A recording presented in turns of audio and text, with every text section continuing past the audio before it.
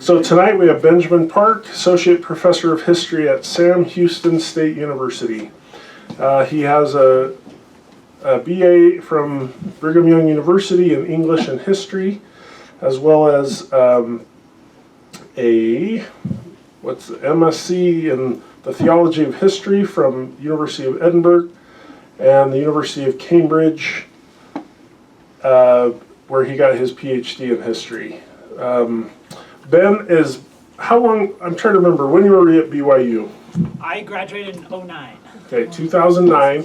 I remember him coming in as a student that was kind of making his way in Mormon studies and learning and writing articles and all these things. And here we are 15 years later, and he's published three books on Mormonism and several outside of that, and is working on several other projects. And he's been on the Dialogue Board and the Journal of Mormon History Board, and just about the most involved student of Mormon history and publishing of this modern era, and has now come out with this new book, kind of a good general history of Mormonism, that will replace Matt Bowman's Mormon People, published in, was it 2012, I think. So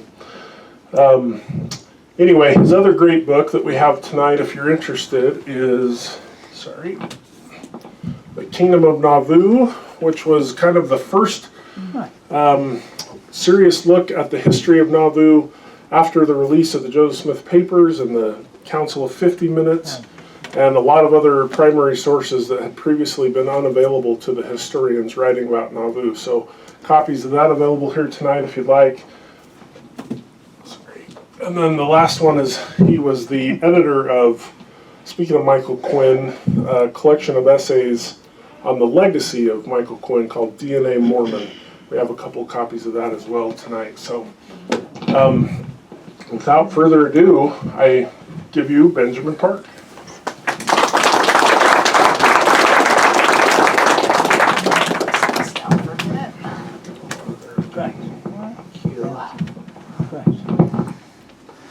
All right, I'm blown away by this attendance. Thank you so much. It's always an honor to come to Benchmark, which is really the mecca of Mormon history. I do remember those undergrad days of coming and hearing the great individuals speak, and it's humbling and sobering to even share that same space. And it's also humbling to see so many great people here, who I could spend my whole time just talking about, giving shout outs to people who have helped me along the way, both through mentorship or through their scholarship. We do have a chair up here for anyone who wants a chair. Come on in. Is there any other chairs in the back that we can highlight for someone to get? We have one chair up there, so anyone else want a chair in the middling row? All right. Let me start out by saying that it is an absolutely ludicrous task to try to write a general history of Mormonism. It really is a fool's quest to take on something that would build on such a mountain of scholarship. There's just so many great books, as you can see, literally surrounding me here. And trying to cover so much in such little space.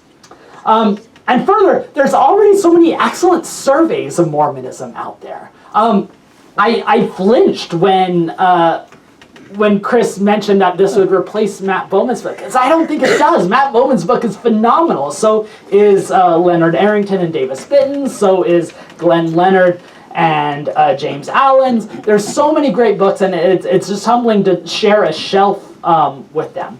So I do ask, especially from those of you who are experts in Mormon history and perhaps better experts on certain topics than me, for your forgiveness and patience as you read the book, for the audacity as someone as unlearned as me to take it on. Let me talk a little bit about the origins of the project. I did not plan to write this book. I frankly didn't plan to write a Mormon book in general for a long time. I feel like I've been pulled into any time that I've written about it. only wrote about Nauvoo, the Kingdom of Nauvoo, when the Council of 50 Minutes were released. And when I was reading an advanced copy of those, I realized that there's a story here that I need to tell. And so I set off the project that I was going to work on, and I did Kingdom of Nauvoo. And then the day that Kingdom of Nauvoo was published, my editor reached out to me and my agent and said, hey, what would you think about writing a general history of Mormonism? And I said, no way. That was February 25th of 2020. I was anxious to get back to the project that I had put off to write Kingdom of Nauvoo. But then two things happened. One of them was a pandemic.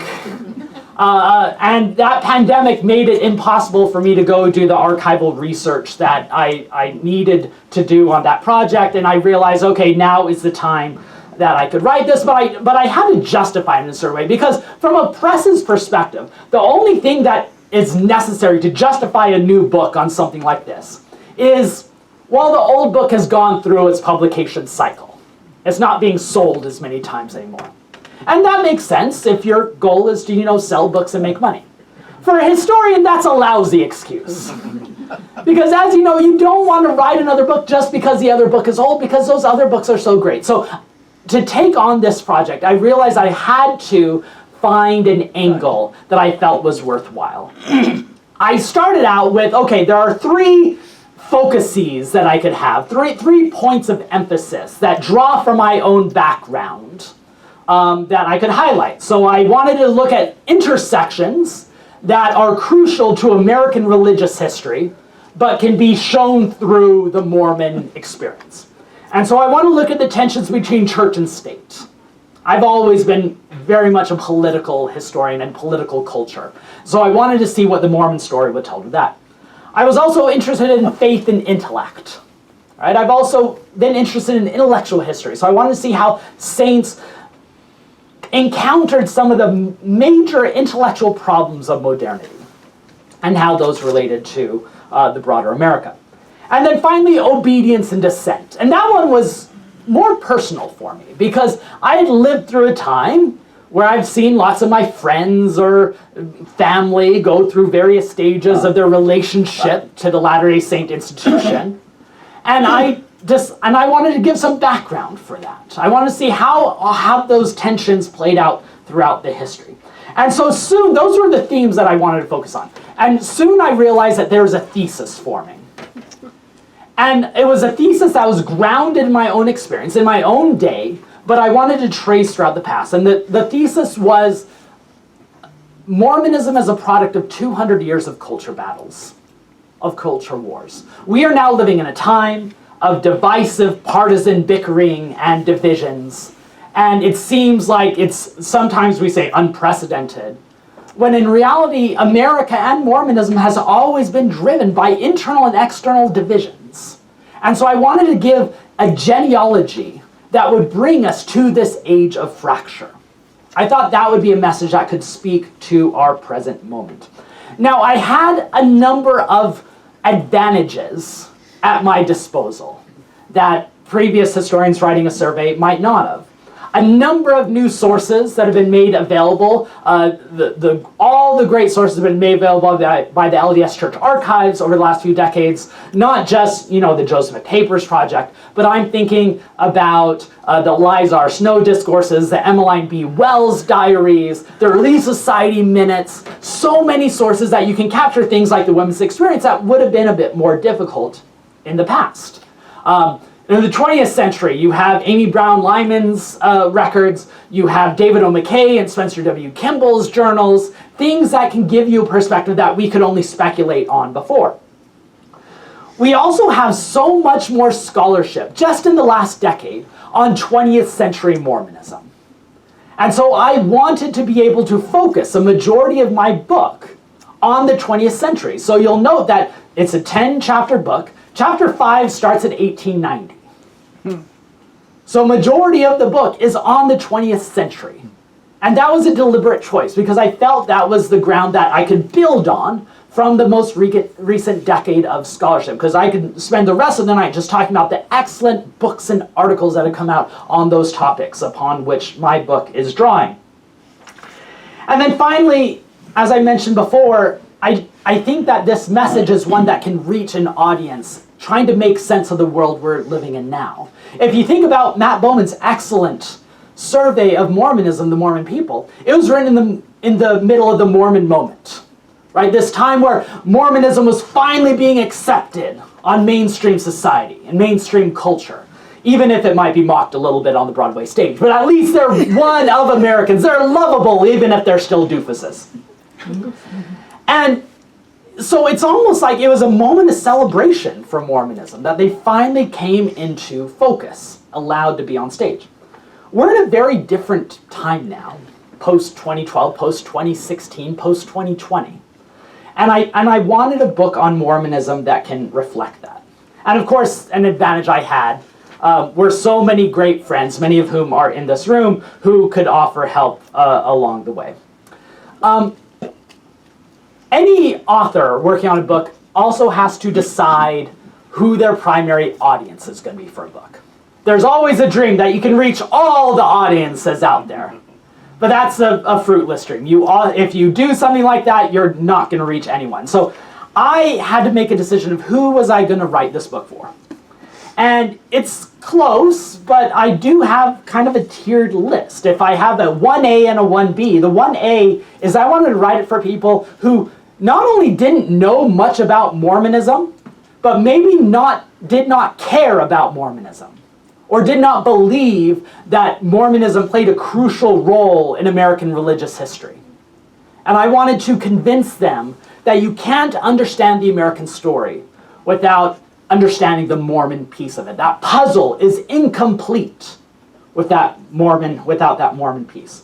1B would be those who might know about Mormonism, but don't know about either its cultural evolution or its historical context. And that's why I do a lot of emphasis on placing Mormons within their broader cultural, political, religious, social context of what's going on around. And then the group that would be below that would be those over-specialized history nerds like myself. And those are the people that I couch my kind of nuanced interventions and footnote digressions. Those are there, even if they are not, beaten over your head with it. So I envisioned, when I set out to write 10 chapters of 14,000 words each.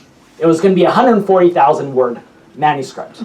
I very quickly learned how difficult such a project was going to be. Because my first chapter, I started with the chapter that covers 1890 to 1920, because that's where my interest was at the time. And I always learned you follow your interests at the moment.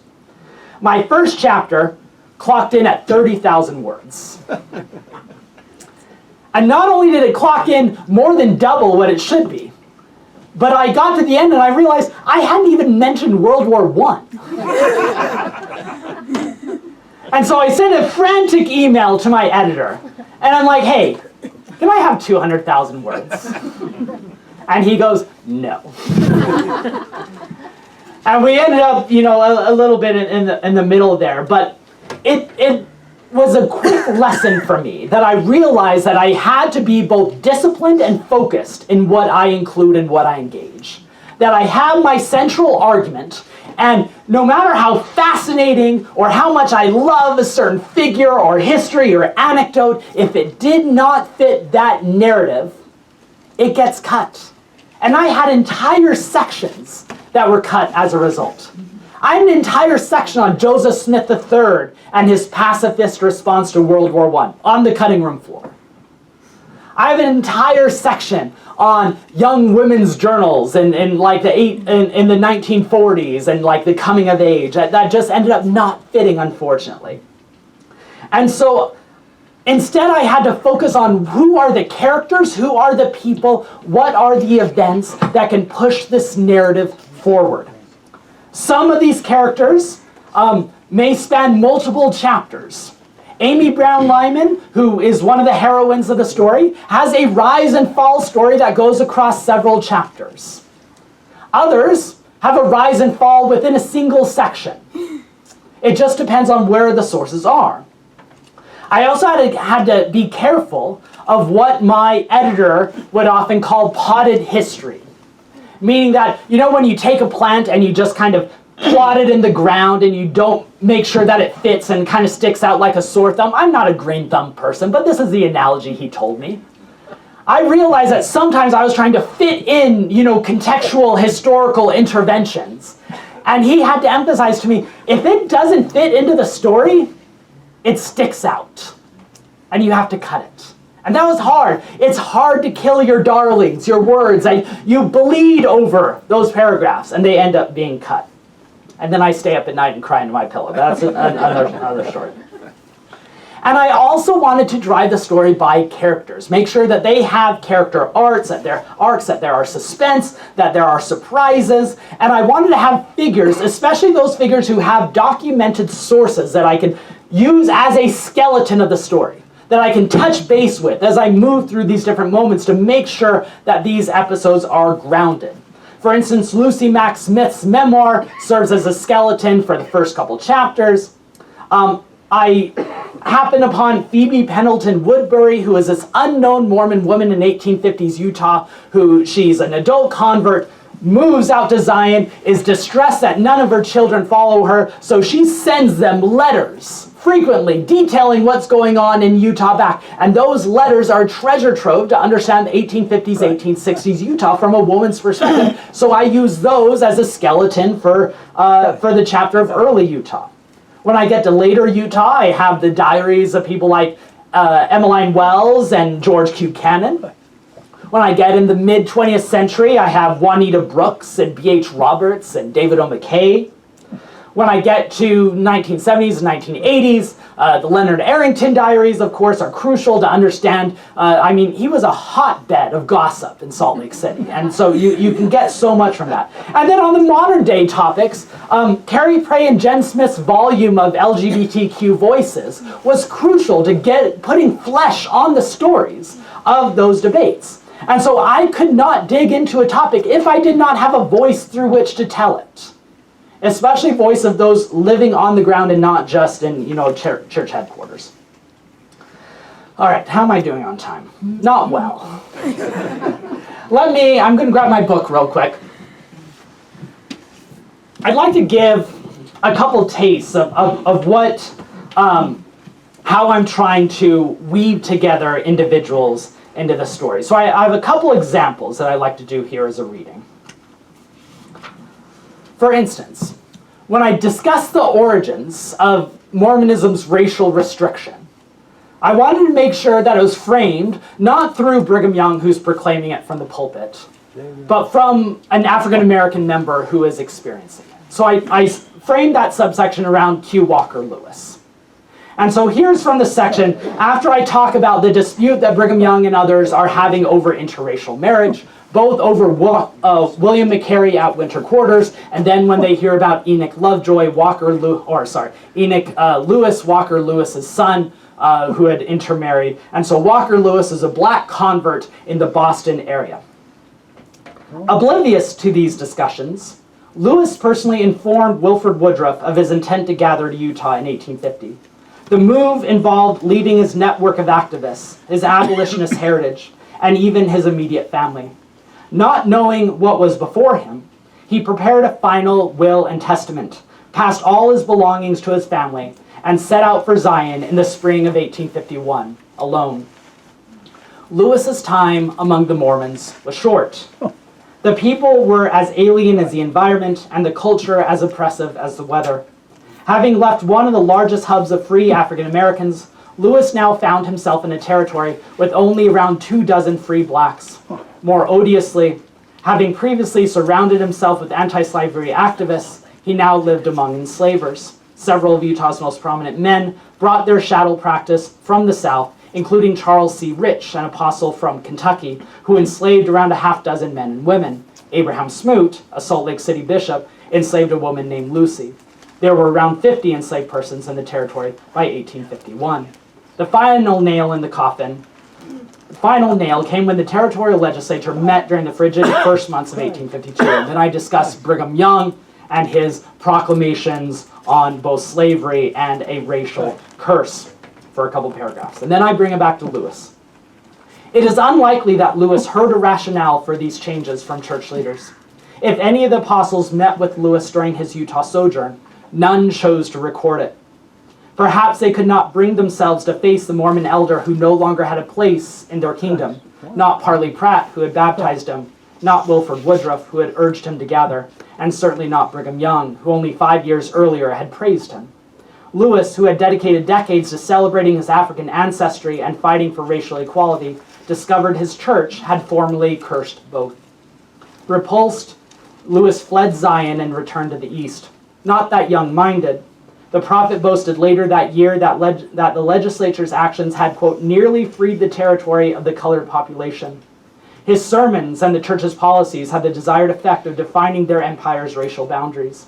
The saints had found the place that God had prepared, but it was not open for all. Lewis was back near Boston by October 1852, the land of abolitionist agitation, the region where he had worked with David Walker to foment revolution for the cause of emancipation. A local newspaper announced the reopening of his barbershop. Lewis hoped to focus on cutting the hair of little children. I also, in this book, try to emphasize at every turn the diversity of Mormon perspectives and experiences. This includes among Mormon women. And I want to show that it was not a uniform experience on things like polygamy or church practice and authority. And so here in chapter 4, I discuss the varieties of Mormon feminism. This comes after a discussion of the variety of suffrage movements taking place in Utah and their number of protest meetings during 1871 and 1872. Okay. And I discuss the paradox that many of the outside observers saw, like Elizabeth Cady Stanton and Susan B. Anthony, who were cheering on the Mormon women suffragists, even if they were unclear what to do with their defense of polygamy. Few struck as contradictory a chord as Elizar Snow, who led the sprawling relief society program. While an advocate for suffrage, Snow retained a trenchant belief that true freedom could be achieved only through patriarchal order. She distrusted those who, quote, are strenuously and unflinchingly advocating women's rights based on worldly ideas, and abhorred the war of sexes which the women's right movement would inevitably inaugurate. Snow believed that true women's subservience was the result of Eve's disobedience, a sin against patriarchal rule. Women deserved the vote, yes, but only to reaffirm religious unity.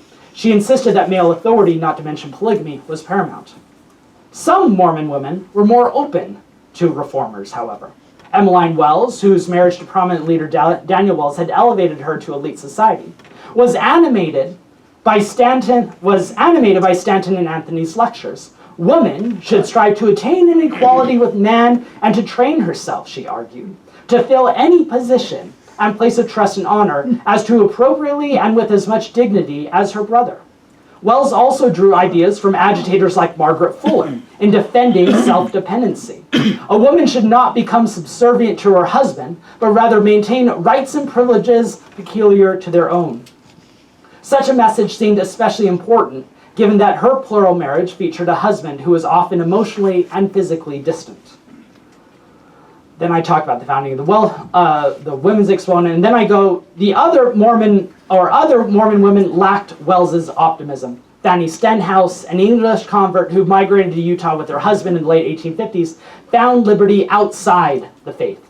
She was horrified when confronted with polygamy and struggled for over a decade to change her feelings and welcome a second wife. However, her husband's courtship of a third wife prompted investigation into its origins. Stenhouse concluded that Joseph Smith's revelation on polygamy was nothing more than a strained effort to justify, under the sanction of commandment, the leadings of his own passions. Such an abhorrent principle could not be of God, as from beginning to end it is man, and weak man only. She and her husband left the church, and her 1872 expose, A Lady's Life Among the Mormons, which included Smith's revelation as an appendix, became one of the most popular anti-Mormon tracts of the era. For Stenhouse, a woman could achieve equality only once freed from patriarchy. The tensions between the activisms of Snow, who prioritized patriarchal authority, Wells, who was open to external reforms, and Stenhouse, who rejected Mormonism entirely, were never fully reconciled. Indeed, the competing impulses remained at the heart of Mormonism's unique varieties of feminism ever since. All right, maybe I'll just do one more excerpt, and then we'll move to questions. So I hope you guys are formulating your questions and we can have a vibrant Q&A. That's how benchmark discussions go, right? Vibrant Q&A. Let me go one that this crowd will be sympathetic to. Bruce R. McConkie was a tall man with brown hair and a booming voice. From his father, Oscar McConkie, a judge who served in the state senate, he learned to exhibit confidence. With his father-in-law, Joseph Fielding Smith, he shared an unyielding commitment to LDS orthodoxy. I'm going to meet forward. His commanding presence and dogmatic persona served him well when he was called to the First Council of 70, one ecclesiastical step below apostle in 1946 at the age of 31. 8 years later, on a cold November night in 1954, McConkie entered the University of Utah's Little Theater, a cramped room in the upper floor of the Student Union building, to defend both family and doctrine.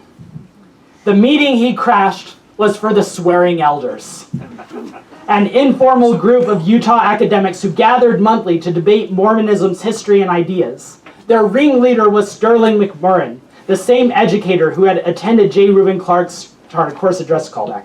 Recognizing, let's jump down, the topic for the night and the reason McConkie attended a meeting otherwise reserved for professors was Joseph Fielding Smith's recent book, Man, His Origin, and Destiny. The work was a distillation of Smith's fundamentalist view regarding evolution that dated back to his debates with B.H. Roberts decades earlier. So far as the philosophy, that's my Joseph Fielding Smith voice. So far as the philosophy and wisdom of the world are concerned, the book trumpeted, they mean nothing unless they conform to the revealed word of God. Defending Smith was Melvin Cook, an explosives expert and professor of metallurgy. Opposing was Jennings Olson, a professor of philosophy. The debate was spirited. McMurrin, moderating the discussion, tried to wrap things up after the janitor arrived to inform them that their time had expired. But McConkie had to make his point. He stood, exceeded his 2-minute allowance, and pronounced that, based on Mormon fundamentals, quote, what the scientists have to say about evolution and the age of the earth is false. The filibuster continued, despite McMurrin furiously pointing to his watch. Finally, McMurrin stood up and commanded that he stop, and McConkie begrudgingly conceded. McMurrin later asked a graduate student to write an account of the event because it was, quote, the only time that I ever told one of the general authorities to shut up and sit down, and I doubt I will ever have the occasion to do so again. So I try to use these moments to highlight the broader context, because that story between McMurrin and McConkie is fun in and of itself, but it also reflects the broader context of intellectual debates that were sweeping America over that time, over secular authority and religious truth. And I think it's through those personal stories within that broader context that we're able to capture the broader meaning. All right, I am at my 30-minute mark, so let's go ahead and open up to Q&A. We're going to do Q&A for how long? Until people start falling asleep. Until people fall asleep, which I teach 200 freshmen at 9 a.m. every morning. I am used to seeing eyes glazed over. Yeah, go for it. I have a political question. Oh boy.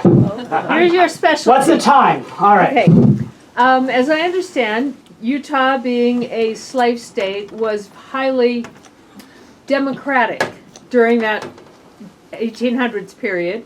And an apocryphal story I've heard is when statehood came about, and they said, no, you got to have some parties. So here's sacrament meeting. You on this side are Republicans. You on this side are Democrats. Right.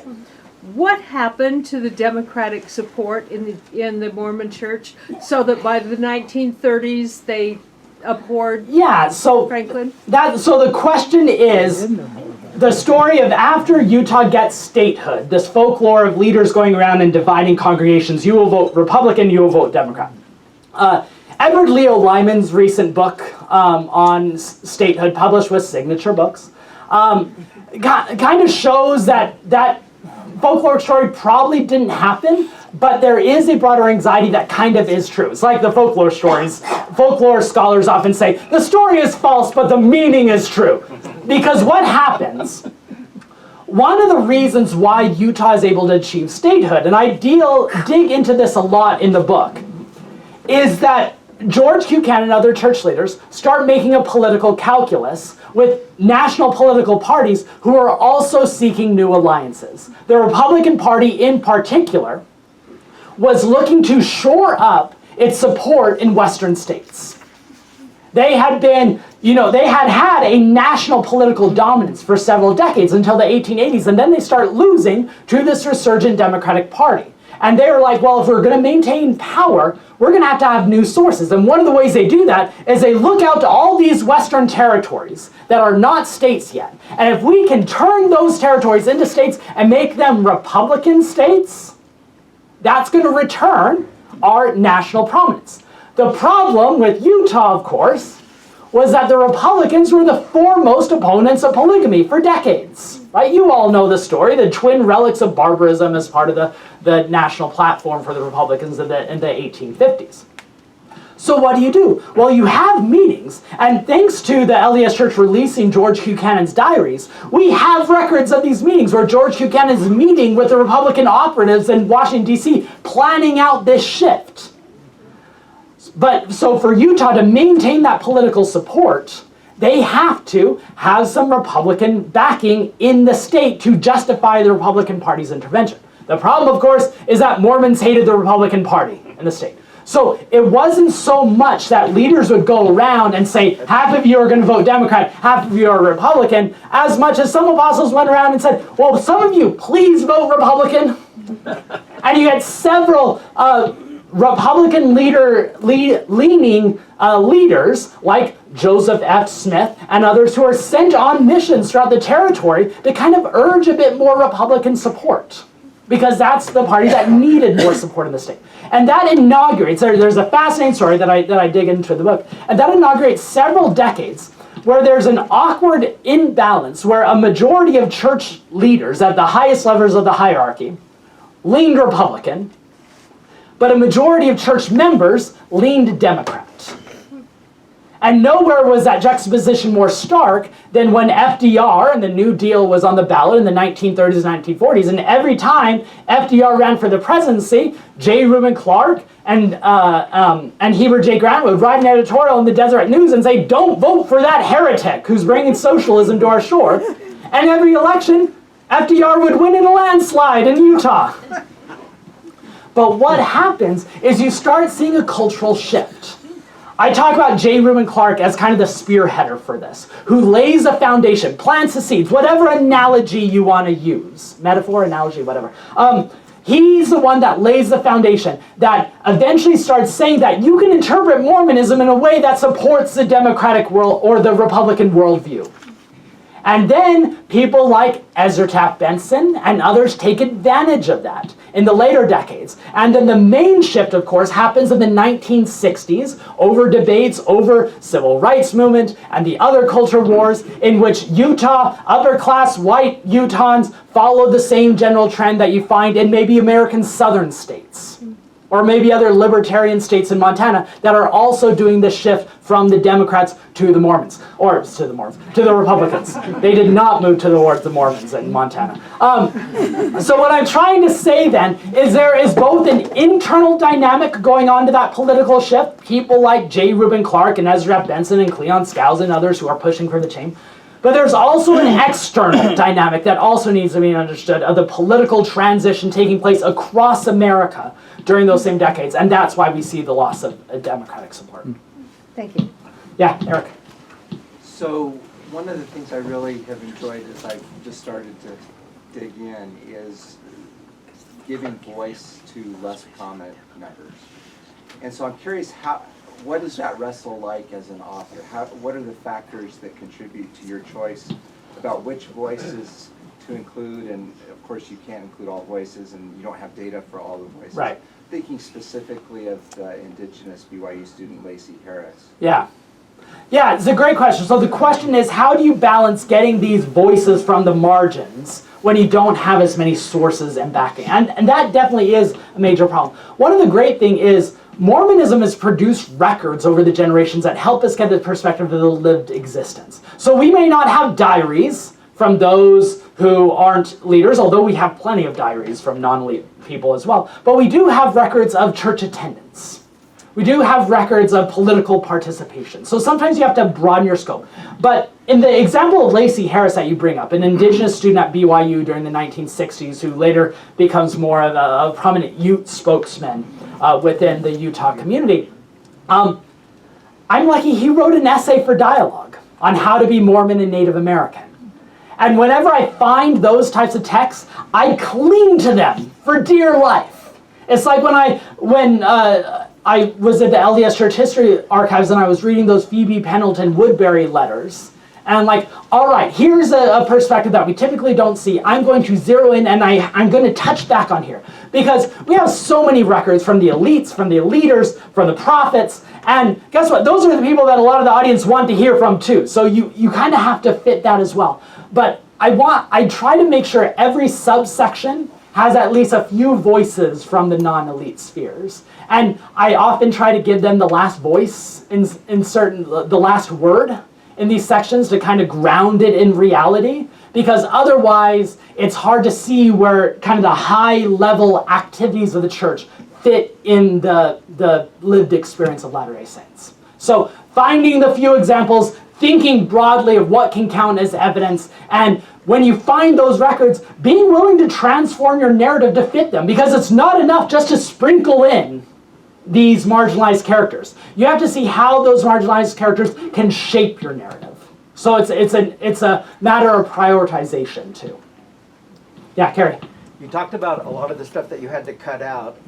Now that the book is all done, is there anything that you cut out or left out accidentally that left a hole in the book that you wish you could go back and add? Yeah, it's a great question. There's a few. And I will say, I had it basically became a ritual to where every time I would finish a chapter, I would turn to my wife and say, hey, remind me in the future, I want to write a book on this chapter topic. I probably will never actually get to that, but there's a few things that I wish I did more of. I do a lot with Indigenous experiences in like the early Utah period, and then I do a lot with Indigenous perspectives in like the post-World War II era.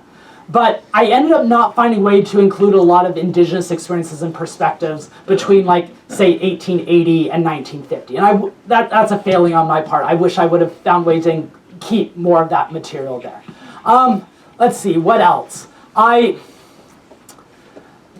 had some things on like ward development and the lived religion of Mormonism in different decades that I wanted to include, but whenever I didn't have sources to where I could kind of give an on-the-ground perspective of what's going on, because I could talk about, like, sacrament meeting attendance dropped during this decade.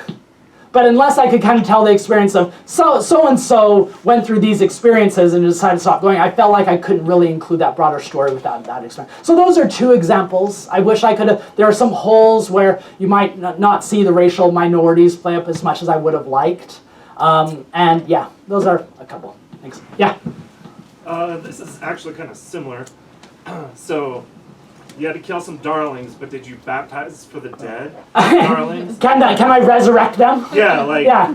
Was there any folklore that just had tentacles in you? And then you did the research and then found a way to make it? Yeah, so are there any sections that I end up cutting that I'm hoping to fit in later?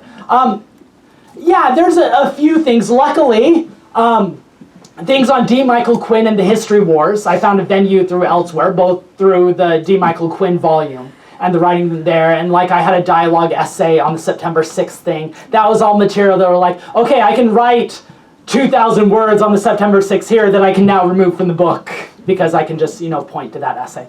I will say there's a few itches that I still want to scratch. 1850s Mormonism, of what life was like at that time of massive debates over Western expansion and colonization and interactions. That's an era that I really wish I could dig more into. One of the periods that I got very fascinated with, and I did a lot of archival research for this particular book, was the underground in the 1880s. I was smitten reading by smitten the right word, that might make me sound ghoulish. I was fascinated by all these letters and diaries from those who were on the underground running away from the law. And like, what does it mean to be a devoted Latter-day Saint and a fugitive from justice during that time? David Pulsifer at BYU, Idaho, once remarked that the Mormon opposition to polygamy legislation can be categorized as America's longest running act of civil disobedience, which is, I think, a fascinating way to look at it. And then the period that I still sometimes have an itch that I might actually write a book on was the 1930s Mormonism. This period where J. Reuben Clark comes in as a dominant figure, and there's a variety of multiple trajectories that the faith could go at that time. And certain avenues are closed off, and others are retrenched. It's the same time that you get the rise of Mormon fundamentalism. It's the same time that you get these debates at BYU over intellectual freedom. So I think that 1930s Mormonism might get more attention in the future from it. Yeah, in the way back. Way back. Ben, you just mentioned J. Reuben Clark. I understand he looms very large in your book.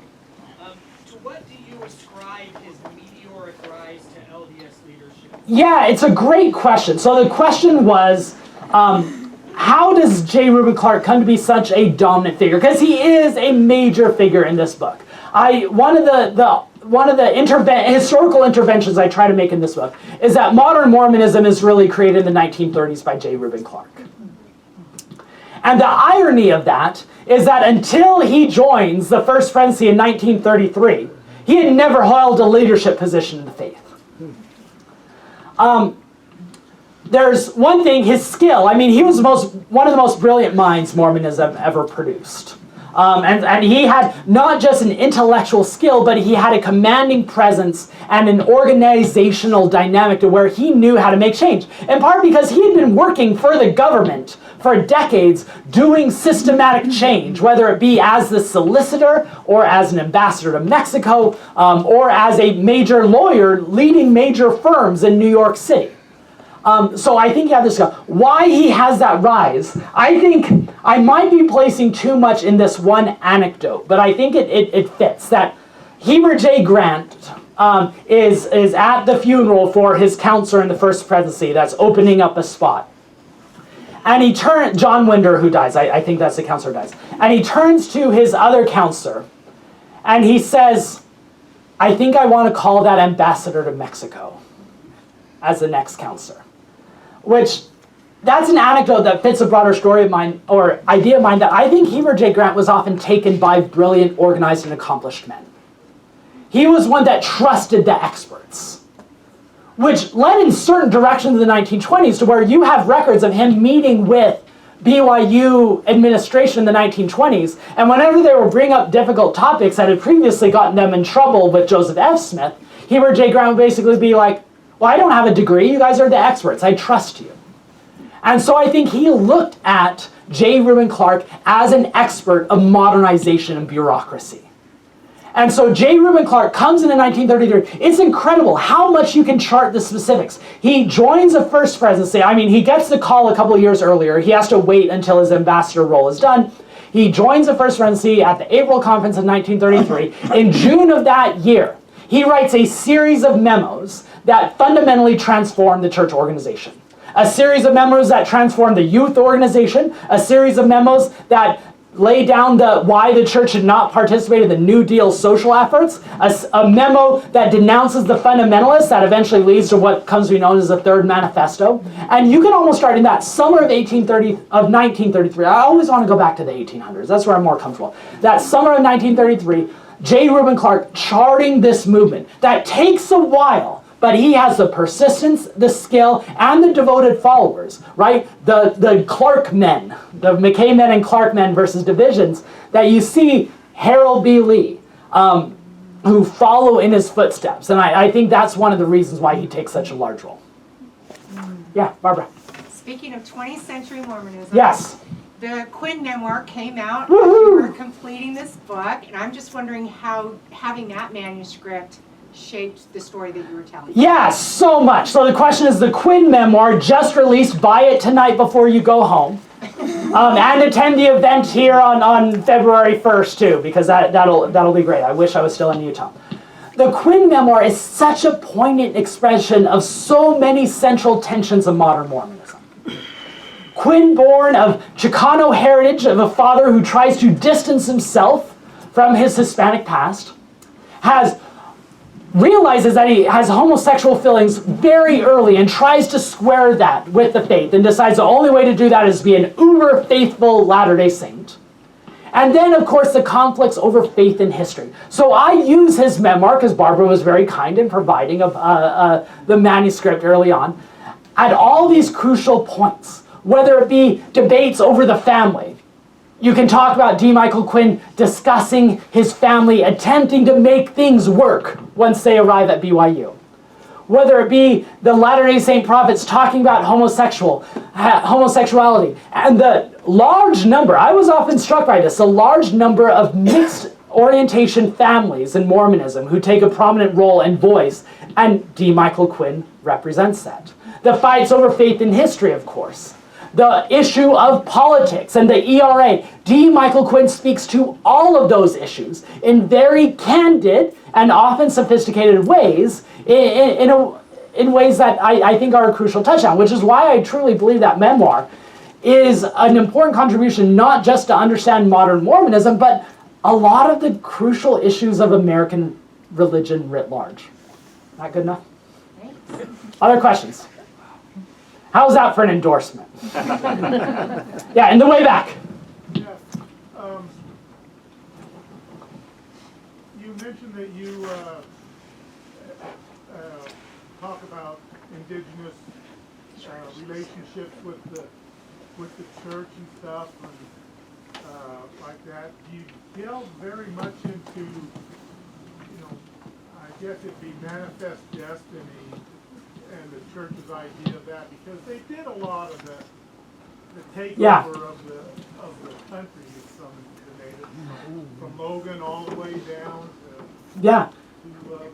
So the question is, how do Mormons fit in the broader story of manifest destiny? There is one quote that I thought captured that dynamic perfectly, where you have Brigham Young saying, the American vision is to go Davy Crockett-like into the West. And Davy Crockett, of course, took on this mythic stance within the framework of Western expansion and colonization, of this manifest destiny. It is our right, because you have this dynamic that is often fluctuating, never consistent, not always cohesive. The Latter-day Saints viewing Native Americans as, Lamanites, the descendants of the house of Israel, and therefore they have a chosen place. They are not just going to be wiped out like many white Protestants believed. Yet at the same time, they're also white Americans from Protestant backgrounds who inherited that baggage that they could never be fully taken away. So you have Brigham Young declaring it is easier to feed than to fight the Native Americans, and then at other times supporting the federal government's attempt to isolate Native Americans into particular regions. So I place that in the broader context, because in the 1850s and 1860s, this is a broader debate in America. What are the boundaries of the American empire, and who gets to fit within those? Mormons are both the subject of that debate and participants in it. They are both expanding the colonization effort as well as pushing it back against it in some ways, or seen as threats. As Paul Reeve, I think Paul walked in here, his wonderful book, several wonderful books, but the great book, Religion of a Different Color, talks about the Mormon indigenous relations in territorial Utah, about this constant threat in the white American mind that the Mormons were going to team up with the Native Americans and overturn federal sovereignty in the West.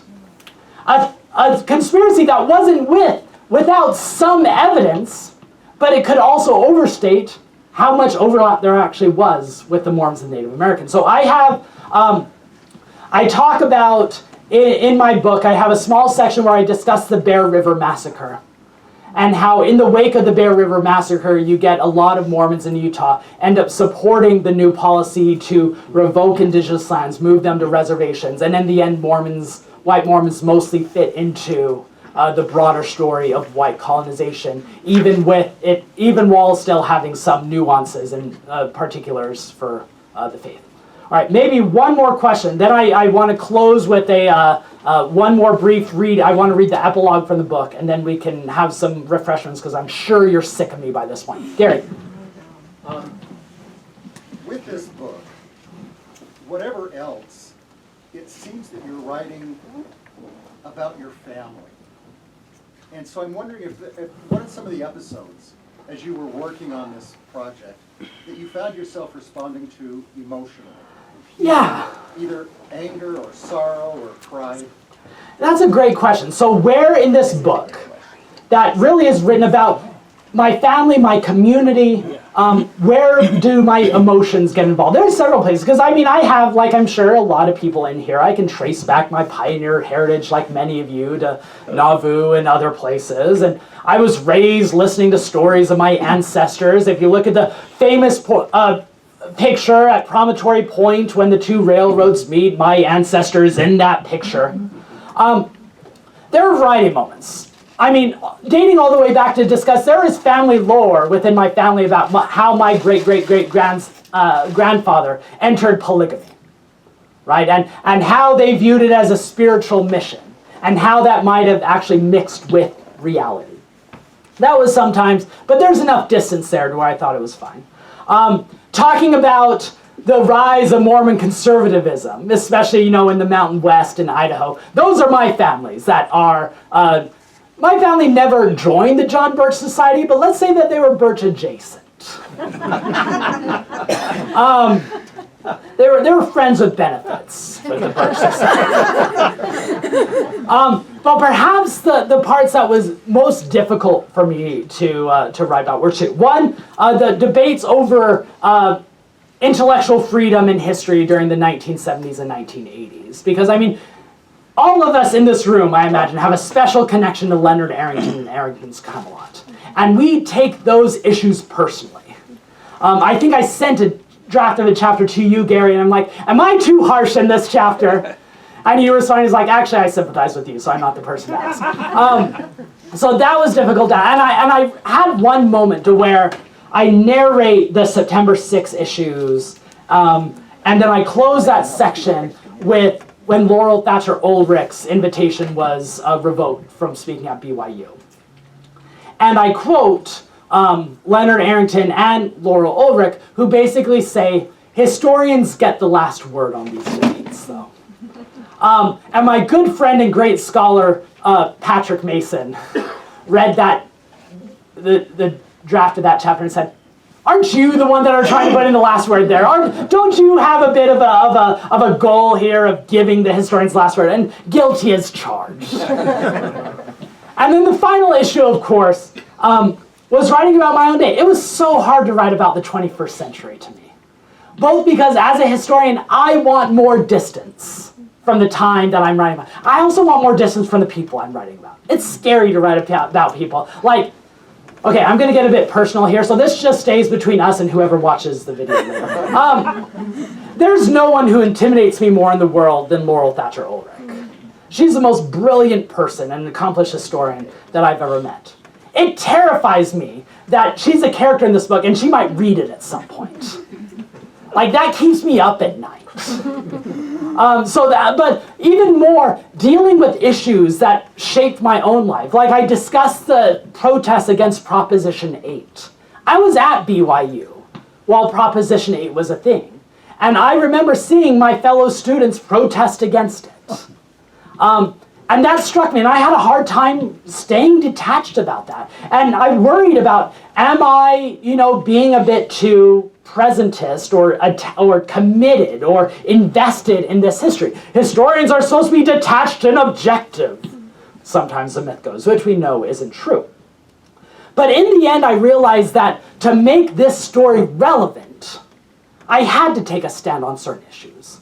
So I do end the book talking about the church's stance on LGBTQ issues. because I opened up the question, can the church budge on this topic like they did on the racial restriction or polygamy? And I end on a sober note saying, in the short term, I don't see it because the church has become so entrenched in a particular cultural bloc to where now in the war they're fighting, it's not a war between American society and the Mormons. It's a war between America and the Mormons are on one side, and so they're fighting a battle with which they have comrades and fellow allies. And I don't see them giving up on that battle as long as they're not fighting alone. And so those are a couple examples. All right, if you have more questions, feel free to come talk to me afterwards. I do want to close with the epilogue because I tried to capture, closing the book, with an idea of both the draw of Mormonism as well as maybe the sobering aspect of missed opportunities but mixed with lived realities. I titled the epilogue Longing for Zion. It's only 3 paragraphs. It's not a long epilogue. And I quote the story of Enoch from Joe Smith's revision to the book of Genesis about Zion fleeing. Zion as an ideal has been a central principle for the Church of Jesus Christ of Latter-day Saints since its inception. God's people were called to establish Zion, a celestial community too pure for the earth and therefore worthy of exaltation. Zion required sanctification. Zion's people were of one heart and one mind. Enoch's people achieved Zion in the Old Testament, and the Nephites nearly did so in the Book of Mormon. Joseph Smith's followers made building Zion their primary goal, joining the biblical Israelites gathered near the rivers of Babylon who wept as they remembered Zion. Latter-day Saints still weep for Zion. The story of Mormonism in America is a story of the changing parameters of American religion. The faith founded by Joseph Smith tested the boundaries of religious liberty socially, as when his followers were evicted by a state-licensed mob. Legally, as when polygamy clarified the judicial limits for religious practice. And politically, as when modern saints worked with the religious right to define national values in an age of partisan fracture. Their history reveals the deep and persisting power that religion wields in American culture, for good or ill. Conversely, this drama also reveals the many ways, both subtle and explicit, that American culture creates and shapes the religion, a tradition reliant on both secular and spiritual influences as it evolves with each generation, always bearing the marks of its surroundings while simultaneously appealing for transcendence. The Mormon faith was born from a desire to address problems that society seemed unable to solve. Scripture, revelation, prophetic pronouncements, priesthood authority, these are testaments to a yearning for divine finality, for Zion. Democracy provides a license for freedom, but also produces an anarchy of possibilities. Believers find strength in the doctrine that God cuts through the morass of opinions to reveal truth, to uncover bedrock. Lo here, cried the ministers of Joseph Smith's day. Lo there, cried the factions today. Mormonism is an attempt to find facts in a world of fictions, certainty in a realm of distrust, belonging in a sphere of disunion, permanence in an age of transience, a longing to slay the demon of emptiness and confusion, as if the adversary were reachable and could be killed. Thank you.